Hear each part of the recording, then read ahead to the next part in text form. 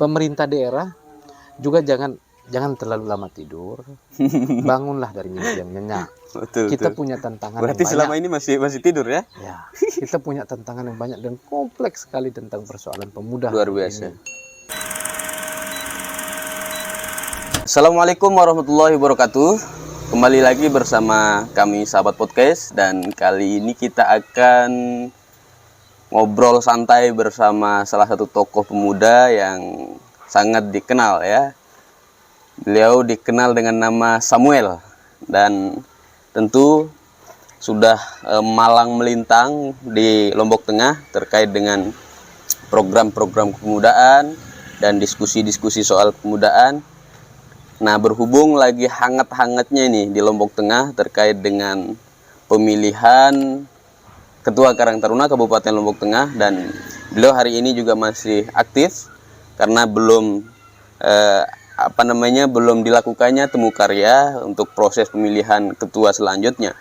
Maka untuk itu menarik sekali kita akan berbincang bersama beliau terkait dengan misi untuk organisasi kepemudaan di Lombok Tengah itu seperti apa, yang tentu bisa diambil sebagai referensi kepada semua calon kandidat yang akan bertempur di waktu yang akan mendatang. Dan sebentar lagi, untuk itu saya sapa dulu pada Bang Samuel. Selamat sore Bang. Selamat sore juga.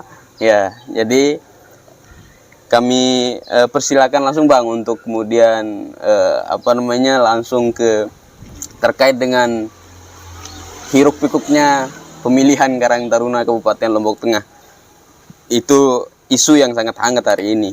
Dan kemudian seperti apa sih Ketua Karang Taruna Kabupaten Lombok Tengah itu yang ideal, cakep, dan kemudian berintegritas untuk pemuda Lombok Tengah ke depan? Ya, baik. Assalamualaikum warahmatullahi wabarakatuh. Waalaikumsalam warahmatullahi wabarakatuh. Sebelumnya, ini menarik. Siap. Kunjungan yang menarik. Karena dengan tema kita hari ini kan kita ngobrol asik ini. Ya, ngobrol asik Bang. Ngobrol asik di bawah pohon mangga. Ya. Dan agak tergelitik juga kalau kita berbicara hari ini tentang bahasa temu karya. Ya. Kalau di Karang Taruna itu temu karya. Temu karya. Dan ini merupakan temu karya yang ketiga untuk Karang Taruna Kabupaten Lombok Tengah. Betul. Sampai hari ini kita melihat memang munculnya beberapa calon dan merupakan kader-kader terbaik Karang Taruna. Betul. Dari segala penjuru Kabupaten Lombok Tengah ini. Dan persoalan hari ini adalah tantangan pemuda Lombok Tengah ini kan begitu kompleks. Betul.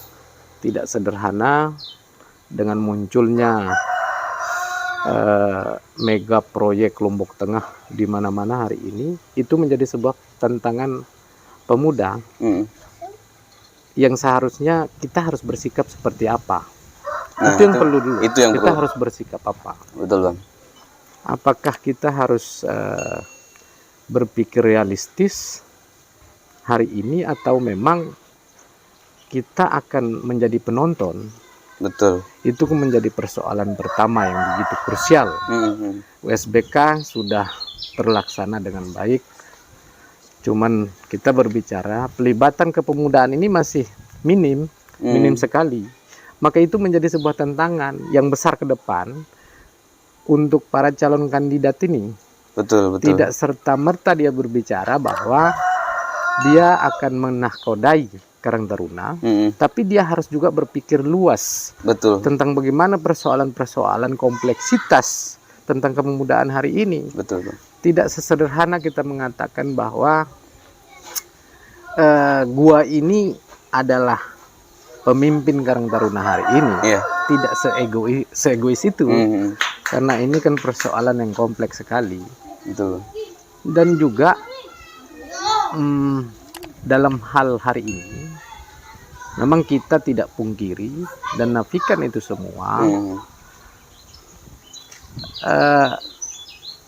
Intervensi pemerintah dalam hal kepemudaan dan termasuk organisasi plat merah hari ini itu juga minim. Itu minim. Karena kita sampai detik ini belum pemerintah daerah belum melakukan pemetaan potensi terhadap kepemudaan. Betul, Bang. Maka kita berdebat dalam tataran teknis melulu. Itu yang terjadi hari ini. Kita berdebat teknis saja. Teknis saja gitu. Teknis saja. Peluang saja. Betul. Seolah-olah kita ini bagian dari OPD yang menentukan Cara peluang kerja. cara berpikir konstruksinya yang salah. Tidak boleh begitu. Karena persoalannya Karang Taruna ini adalah lembaga. Organisasi sosial kepemudaan yang secara parsial kita adalah organisasi sosial. Betul.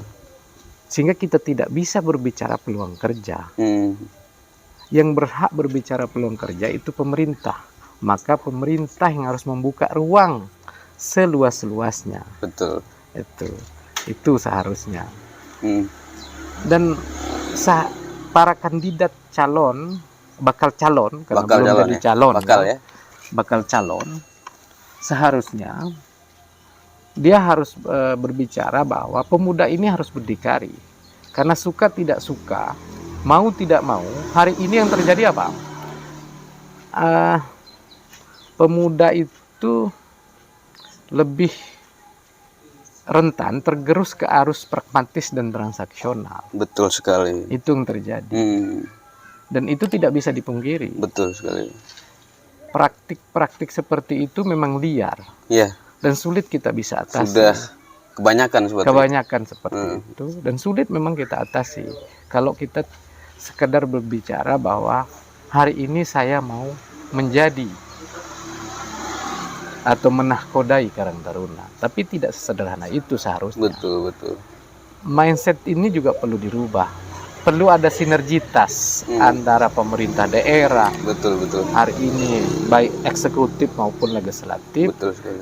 Harus memulai tentang konsep kepemudaan itu ke depan seperti apa. Betul. Sehingga kita tidak yang selama ini yang terjadi kan, organisasi kepemudaan hari ini dijadikan sebagai EO, event organizer. Betul sekali. Tidak sesederhana kita harus laksanakan acara-acara besar lombok tengah, enggak begitu. Maka kita berbicara konsep. Konsep ke depan Karang Taruna harus seperti apa dan harus dibawa kemana, itu yang terpenting sebenarnya. Dan harus berdikari pemuda ini. Betul sekali. Nah itu kuat. Nah itu sangat menarik, Bang. Berbicara Karang Taruna, tentu kadang pemuda ataupun bakal calon misalkan, entah itu Karang Taruna desa, kecamatan, kabupaten sampai nasional misalkan. Nah ini kan kadang nih orang nggak paham Karang Taruna secara tupoksi itu sih seperti apa. Bahkan kadang menganggap seperti itu. Dan kebanyakan seperti yang tadi Abang katakan itu seperti IO atau mungkin sekedar cari panggung dengan kepentingan-kepentingan yang tidak benar begitu kan. Nah sedangkan berbicara seorang leader kan butuh kapasitas yang tepat dan kemudian memiliki ide dan gagasan yang transformatif ke depannya begitu. Nah jadi bagaimana sih tupoksi yang paling benar tuh? Biar nggak salah-salah nih, kadang orang nggak paham Karang Taruna itu seperti apa. Kalau secara aturan sejak terbit namanya Permensos 77 2010 dan muncul terbaru hari ini di Permensos 25 tahun 2019. Secara otonom itu Karang Taruna itu ada di desa. Sehingga jangkar pergerakan yang sebenarnya itu harus masif di desa. Di desa ya? Iya. Sehingga tugas yang harus dilaksanakan kalau dia menjadi ketua Karang Taruna desa itu harus mensejahterakan, mengaktifkan pemudanya di desa itu. Berarti seperti koordinator lah. Iya, koordinasinya jalan. Sehingga tidak ada gunanya sekarang masifnya pergerakan misalkan di kabupaten, kalau di desa juga dia tidak aktif. Betul. Itu kontradiksi sebenarnya. Kontradiksi ya. Iya, kontradiksi dengan semangat. Sehingga harapan kita ke depan untuk rekan-rekan Karang Taruna desa, kecamatan, kabupaten sampai ke provinsi, Betul. untuk lebih menggiatkan, membangkitkan kembali Karang Taruna di desa. Betul. Dan seharusnya kalau kita berbicara pola kemitraan sesuai dengan jenjang, kita ini bukan oposisi, mitra kerja. Mitra kerja, benar pemerintah ya. Sesuai dengan tingkatannya masing-masing. Ini sangat penting memang ini. Mitra kerja, sehingga kita bisa, karena sejak kapan kita mau jadi oposisi? Kita bukan organisasi apa namanya LSM atau ya seperti itu, karena kita kan bagian dari pemerintah. Betul. Tapi bukan tidak boleh sekarang mengkritisi pemerintah, mengingatkan dengan cara-cara yang solutif juga. Betul. Solusi, tampilkan solusi gitu ya. Bukan hanya sekedar mengkritisi. Sekedar mengkritisi tanpa solusi. Tanpa solusi. Itu nanti keliru kita juga. Betul. Dan harus lebih aktif desa itu, karena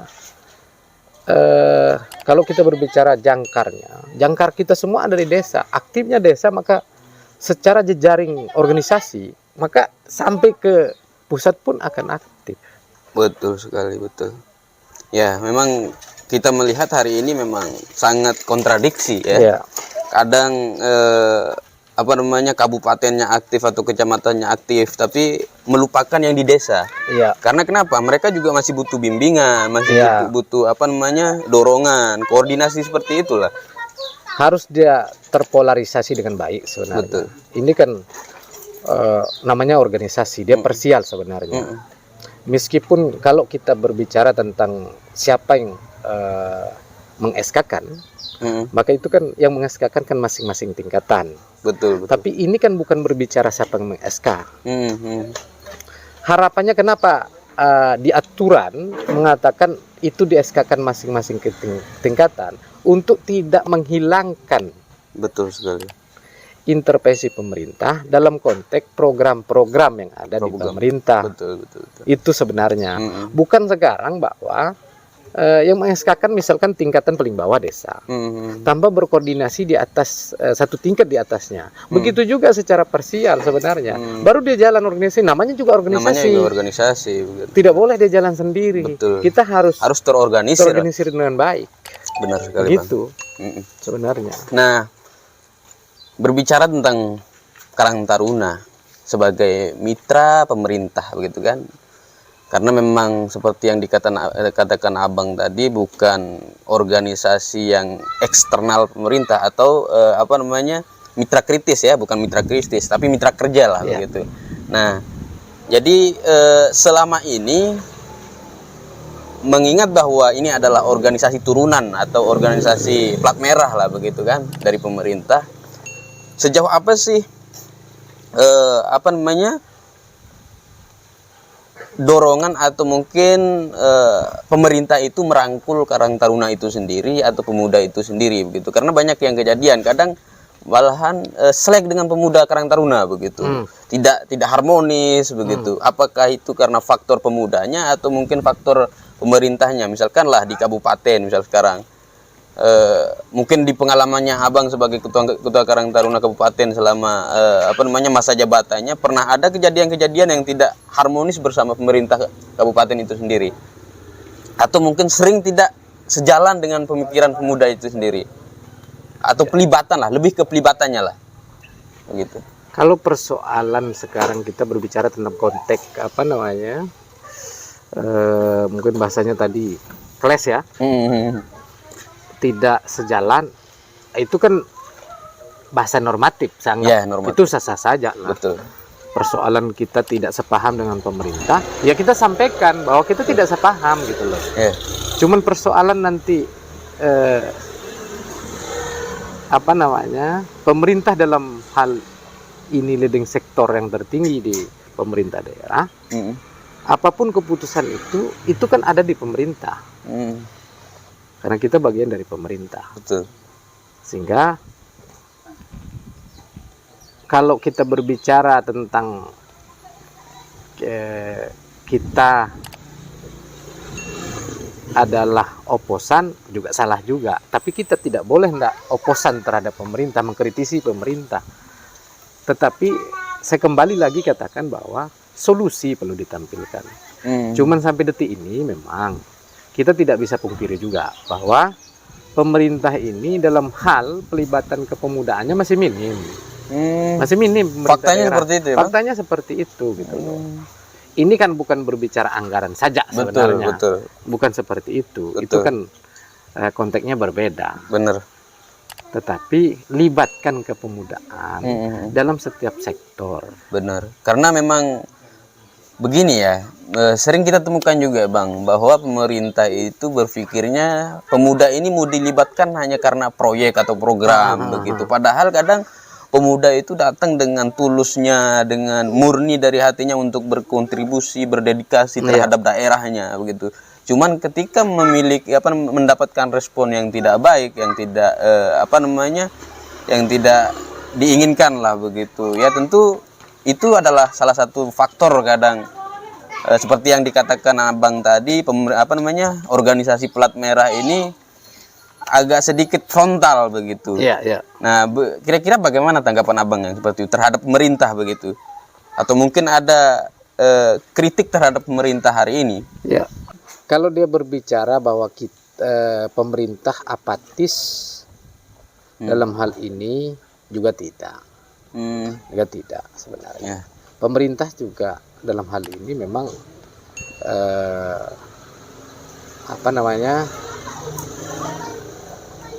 intervensi dalam konteks penganggaran.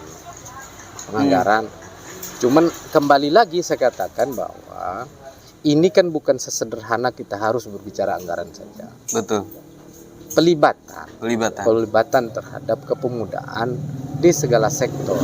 Duduk bersama sebenarnya. Itu kuncinya. Maka kalau kuncinya kita duduk bersama, maka semua persoalan yang terjadi itu dapat teratasi semua. Betul. Itu sebenarnya, itu kuncinya sebenarnya, duduk bersama, libatkan. Nah, begini Bang, misalkan karena banyak juga pemerintah atau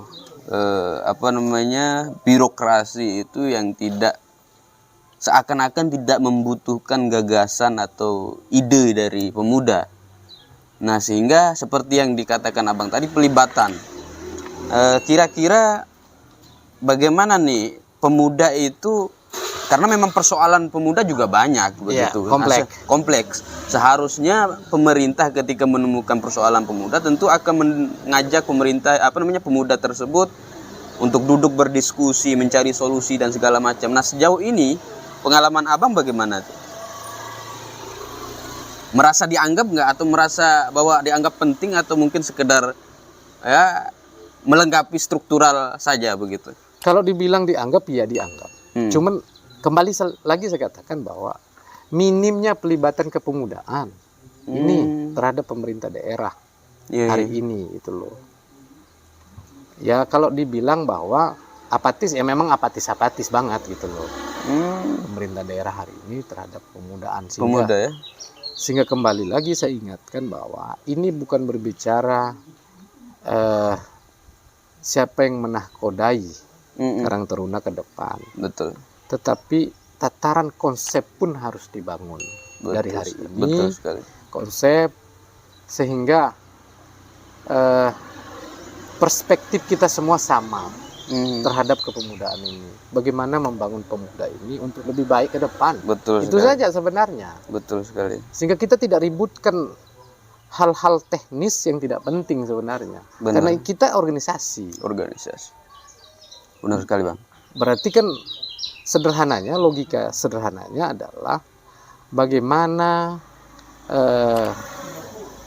kita mengembangkan atau memberdayakan pemuda-pemuda yang ada di Lombok Tengah ini. Betul. Karena memang sangat hari ini itu pemuda itu benar-benar ada di posisi bonus demografi. Melonjak sekali SDM tapi tanpa ada output yang jelas. Output. Banyakan nganggur gitu kan. Nah, kira-kira apa solusi ini dari Abang Atau mungkin masukan dari untuk pemerintah lah. Ya dari awal sebenarnya yang paling penting itu kan petakan potensi, potensi kepemudaan. Kan karena hari ini kita tidak bisa berbicara, mohon maaf, Ya. Kita berbicara wilayah apa istilahnya lingkar ya. Iya ya. Betul. Wilayah lingkar. Kita ini kan berbicara Lombok Tengah. Betul. Maka kita bicara pengembangan. Maka dia harus berpikir luas pemerintah daerah. Dan kembali saya ingatkan, kita harus berbicara Lombok Tengah untuk Indonesia. Bukan Lombok Tengah ke bawah ya? Bukan, itu terbalik. Iya. Kalau kita mengatakan kebetulan kita ketempatan. Ketempatan. Bahwa mega proyek ini hari ini ketempatan di wilayah selatan. Maka kita tidak bisa juga berbicara ego personal dalam hal ini. Kita berbicara harus porsinya Lombok Tengah. Betul. Dan porsinya Indonesia kan begitu. Benar sekali Bang. Karena ini kan Indonesia punya, bukan persoalan sekelompok orang. Sekelompok orang tidak bisa. Betul sekali Bang. Nah, berbicara soal soal pemuda. Hari ini kira-kira Pemda Lombok Tengah lah khususnya. Tentu Abang ini selaku tokoh pemuda mampu menganalisa atau mengamati sejauh ini Pemda Lombok Tengah itu seperti apa dan kemudian apa saja yang harus dilakukan, karena lagi-lagi fungsi Karang Taruna atau pemuda itu ya lebih khusus pemuda lah ya, untuk kemudian memberikan kontribusi baik itu ide dan gagasan ataupun energi begitu. Nah, kira-kira seperti apa nih yang tepat untuk pemuda ke depan nih, untuk Pemda lah, karena seperti yang tadi sangat apatis kan, apatis banget kadang ini. Kadang kalau ada kepentingan untuk pemilihan saja baru disenggol semua pemuda-pemuda ini. Iya. Nah, sedangkan ketika hari ini sudah aman posisi mereka, kadang sangat apatis bahkan. Iya. Kira-kira apa nih masukan untuk pemerintah hari ini? Baik. Sebelumnya saya singgung, kalau dibilang tokoh mungkin saya tidak tokoh. Karena saya banyak tokoh pemuda hari ini. Salah satu tokoh pemuda. Bagian dari pemuda hari ini. Pemerintah hari ini kan kebanyakan dari kita suka tidak suka, kita kan tergerus kalau kita berbicara tentang politik praktisnya ya. Betul. Generasi muda hari ini kan 80% penduduk Indonesia itu adalah pemuda. Anak muda semua. Yang sampai hari ini kita tergerus oleh arus pragmatis dan transaksional. Kalau kita berbicara kita mau rubah pola itu memang berat. Butuh proses lama. Butuh proses panjang. Sederhana kalau bagi saya, saran kita ke pemerintah bahwa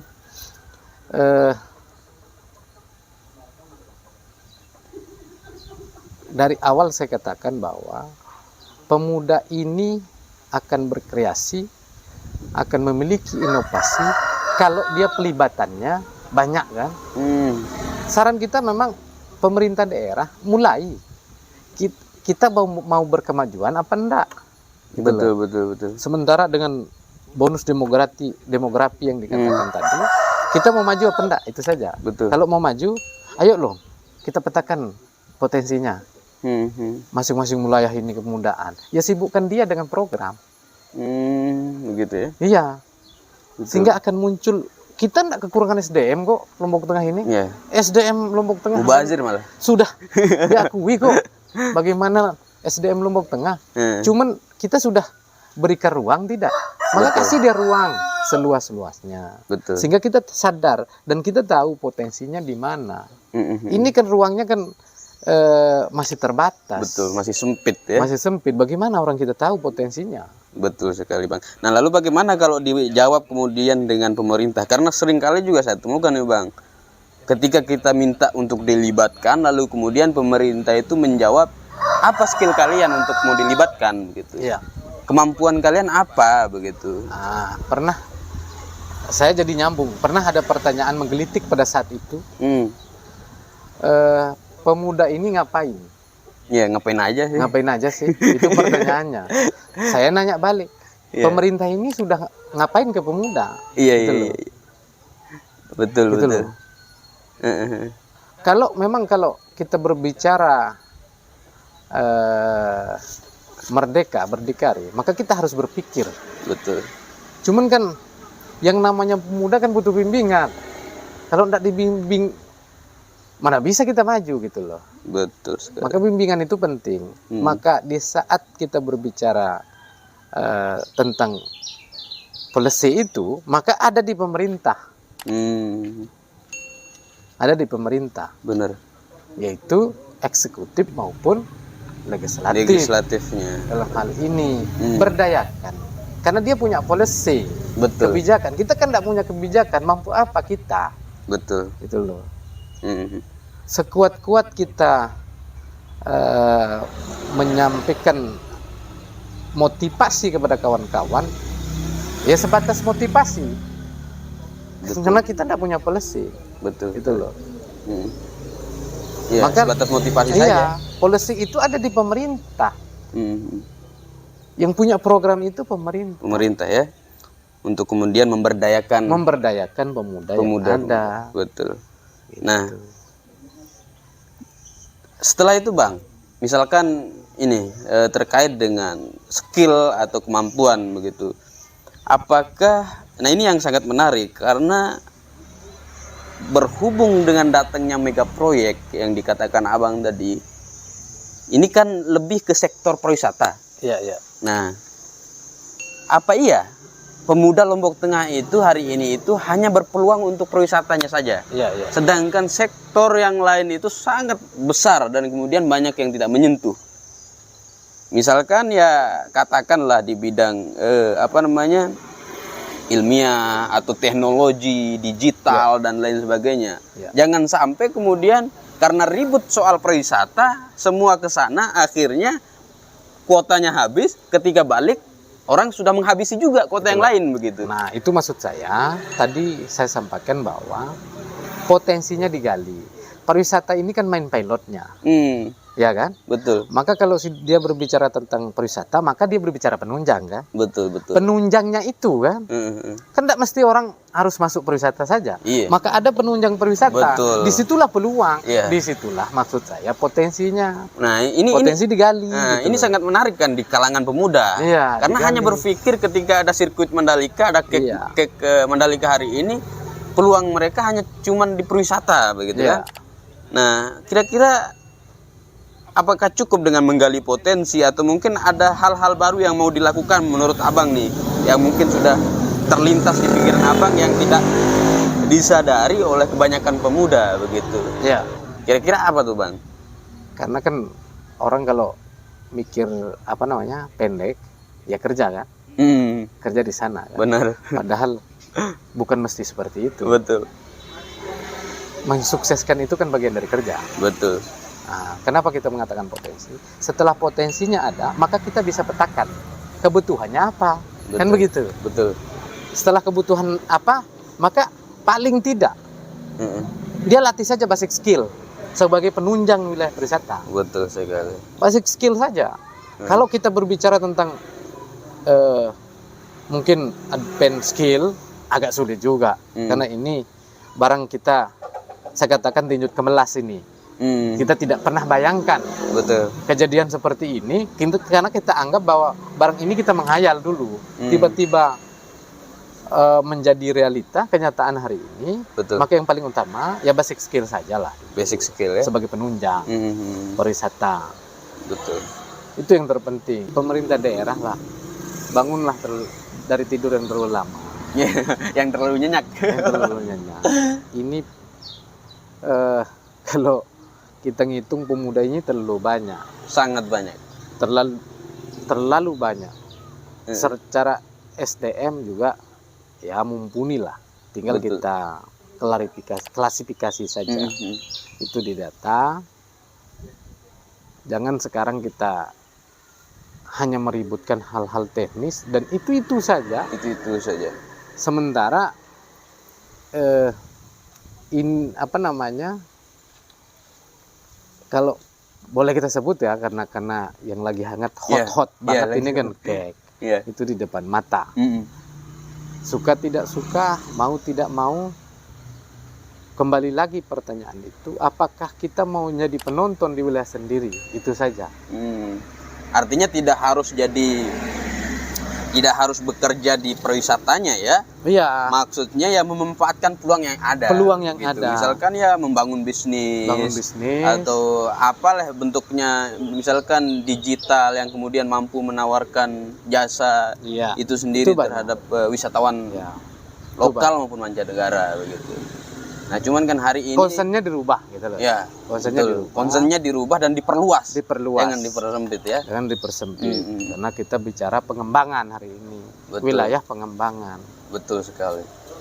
Nah, itu kan berbicara tentang pemuda dan pemerintah daerahnya.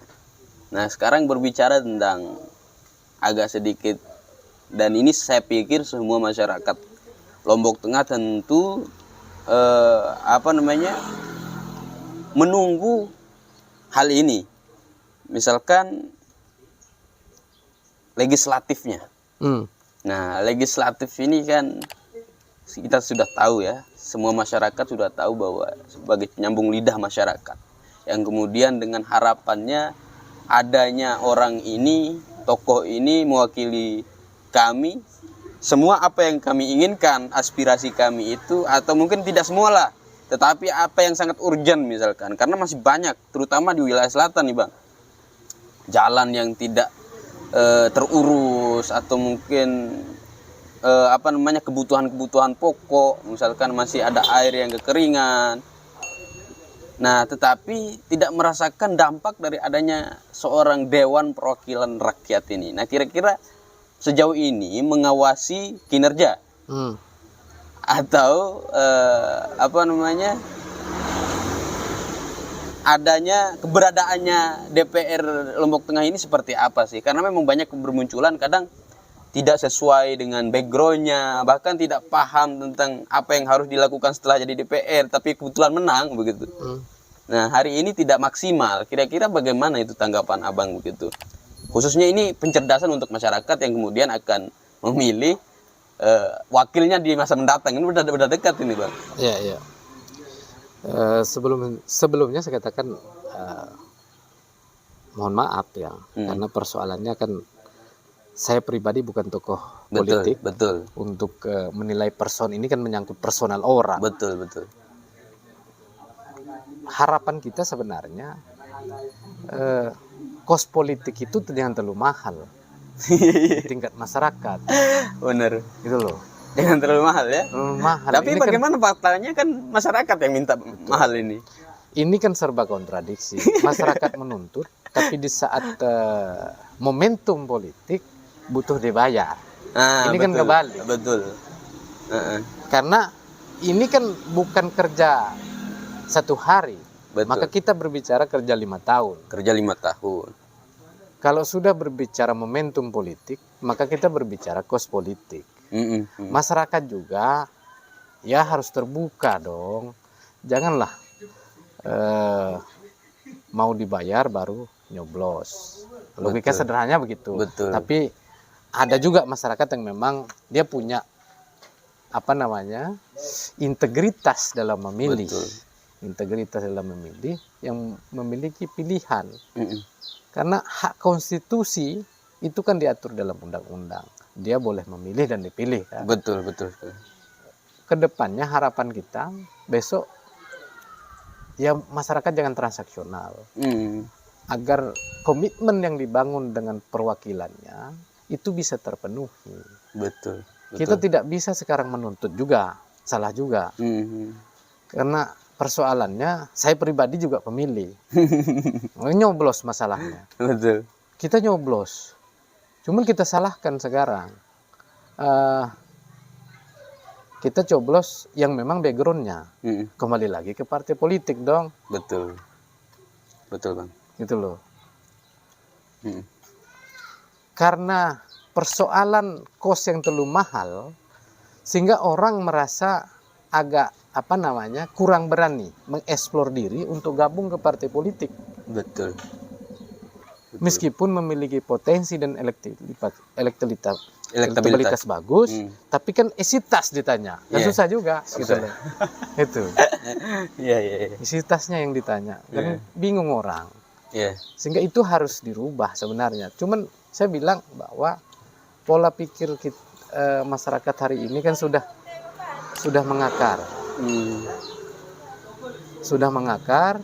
Yang sulit memang butuh proses panjang kalau kita mau berbicara tentang revolusi. Betul. Pola pikir orang.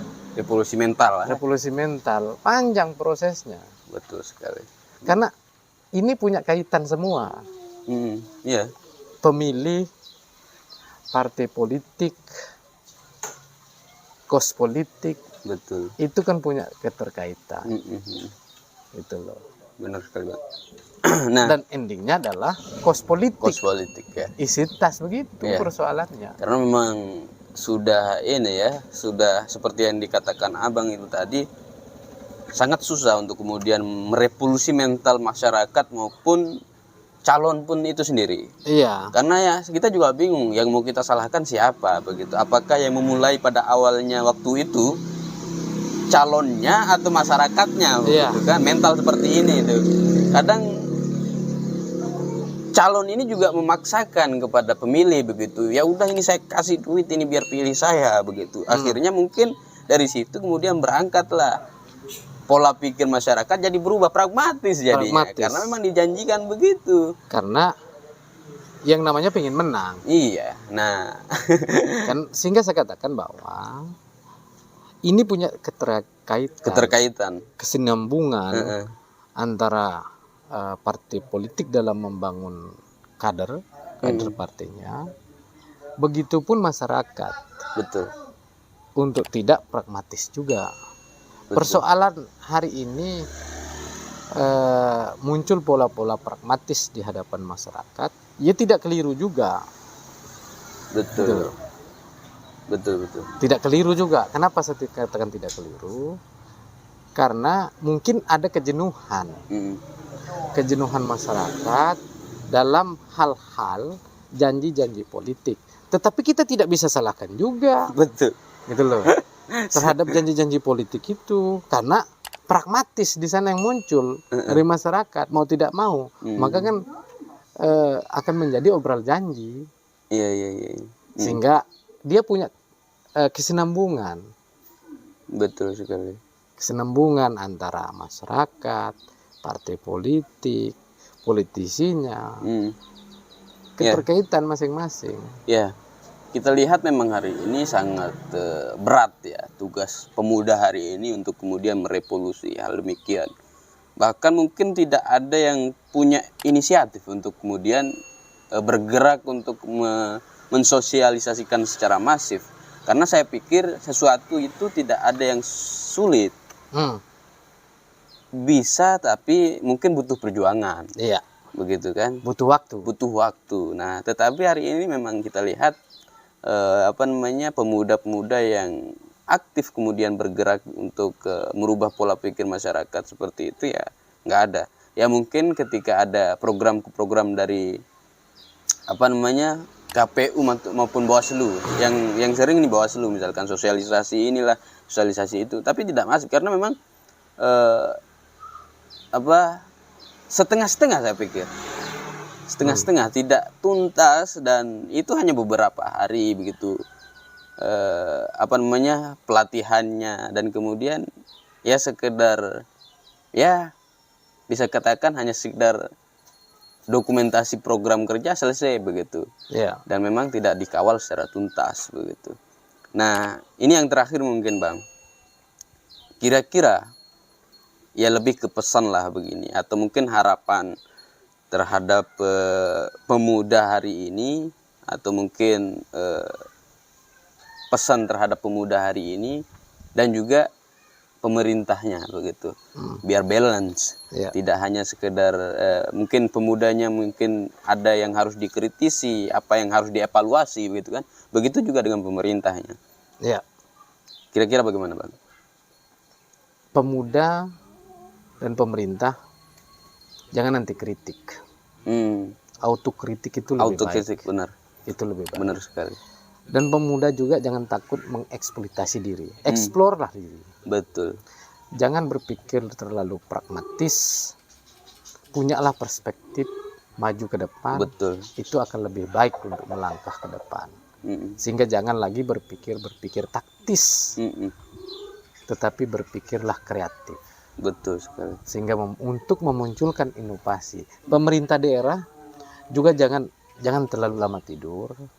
Bangunlah dari mimpi yang nyenyak. Betul, Kita betul. punya tantangan Berarti yang selama banyak. ini masih tidur ya? Ya, kita punya tantangan yang banyak dan kompleks sekali tentang persoalan pemuda. Luar biasa. Ini. Yang perlu harus diatasi, maka perlu dibuka seluas-luasnya ruang kita Berdiskusi, benar sekali. untuk menyatukan persepsi ataupun perspektif kita. Betul. Itu yang terpenting. Betul sekali.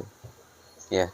Nah, itu sangat menarik ya pesan dari abang kita selaku tokoh pemuda yang mewakili pemuda juga, dan maksudnya memang hari ini pemerintah itu sangat apatis, dan beberapa saja mungkin di beberapa daerah ya bisa benar-benar melakukan pelibatan yang aktif terhadap pemuda begitu. Nah, jangan sampai kemudian ketika pemuda ribut baru dipanggil, terus kemudian dipanggilnya pun ya hanya untuk dikasih amplop yang nggak ribut lagi begitu. Bukan gitu solusinya.